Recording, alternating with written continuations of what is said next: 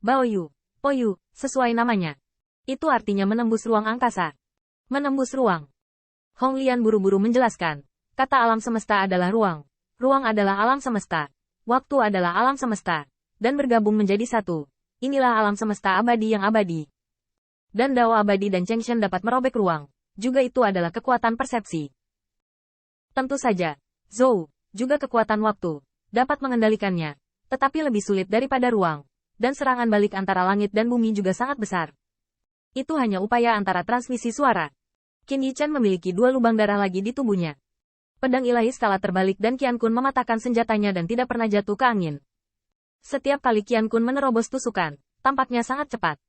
Setiap kali dia menolak kesalahan, darah ada di tubuhnya. Hong Lian bahkan lebih cemas. Nak, bukannya kamu lambat. Mulai sekarang, biarkan aku berpikir tentang cepat dan lambat. Kamu bilang kamu 9 lapisan surgawi menginginkanmu. Aku tidak mengajarkannya padamu. Sekarang, persiapan terakhir. Saya hanya bisa melihat pemahaman Anda. Dengarkan aku. Yu adalah sebuah ruang. Dan panjang ruang ini. Penguasa ya. Apapun yang terjadi. Itu adalah ukuran yang dipaksakan oleh semua makhluk hidup. Ini seperti sihir cahaya gemetar yang bisa bergerak di antara kehampaan. Kenapa? Karena dengan bantuan aturan Dao abadi langit dan bumi, Anda dapat antar jemput luar angkasa. Broyu bermaksud menghancurkan ruang. Karena pemahaman aturan Xiaohu Zongyi akan menjadi dewa. Jauh di atas 9 puncak lapisan surgawi Anda.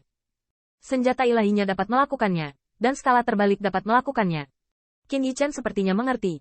Tapi pelanggaran Xiaohu Zongyi bahkan lebih gila lagi. Membuatnya sulit untuk mengalihkan perhatiannya. Sedikit mengerti. Tapi apa yang harus aku lakukan? Spesifik, Hong Lian kaget, tapi sangat mendalam dan rumit. Siapa bilang tidak sulit? Sulit pun tidak. Ketika dia selesai berbicara, anakmu akan ditusuk kesaringan sejak lama. Cari dirimu sendiri.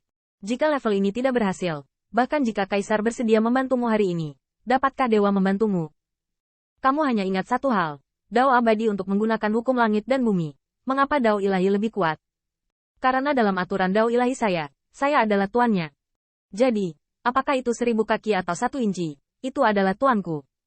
Ini adalah penghancuran dunia. Mata Qin Yichan terkejut, seolah menginspirasi. Pistol pemecah ruang angkasa Qian Kun dapat melakukannya. Skala terbalik juga dimungkinkan. Tapi saya tidak memiliki kemampuan untuk mengontrol skala terbalik. Tiba-tiba, timbangan terbalik di tangan Qin Yichan mengeluarkan raungan naga yang perkasa, yang dipotong dengan pedang. Itu terlihat seperti pedang ilahi 3 inci, tetapi berubah menjadi cahaya ilahi. Cahaya pemisah itu tidak panjang atau pendek. Itu memotong Xiaohu Zongyi Tianling. Namun, ketika pancaran cahaya ilahi meletus, Xiaohu Zongyi bergidik dan mengguncang cahaya ilahi. Ada banyak jenis limit. Misalnya, tubuh yang memerah mencapai puncaknya, kekuatan abadi sangat tinggi, dan garis keturunannya sangat murni. Selama mencapai titik ekstrim, itu bisa disebut Dewa Emas. Naik ke puncak dalam Dao abadi. Tapi Golden Immortal juga memiliki celah. Dan berbeda seperti langit dan bumi. Ini seperti apa yang mereka anggap sebagai batas Dao abadi. Apakah itu benar-benar batasnya? Qin Yichan mungkin tidak tahu jawabannya. Tapi monster Sovereign baru saja menunjukkannya dan jawabannya keluar. Ketinggian 10 ketiga telah dipertajam pada batas ini untuk waktu yang lama. Jika bukan karena lubang hitam monster Sovereign yang tiba-tiba muncul, ia sudah siap menjadi dewa di istana kekaisaran. Yang mulia ketiga dapat memengaruhi alam dewa, dan yang mulia harus setuju. Dengan kata lain, pencapaian 10 tingkat ketiga dalam Dao abadi telah mencapai kepuasan yang mulia. Bahkan batas yang diakui oleh yang mulia. Siapa yang mulia? Manusia timur Tuhan. Dao abadi dapat dianggap oleh Kaisar Dongman sebagai Dao abadi, dan kekuatannya dapat dibayangkan. Itulah mengapa mereka berpikir bahwa yang mulia berada di alam abadi dan dia tidak terkalahkan.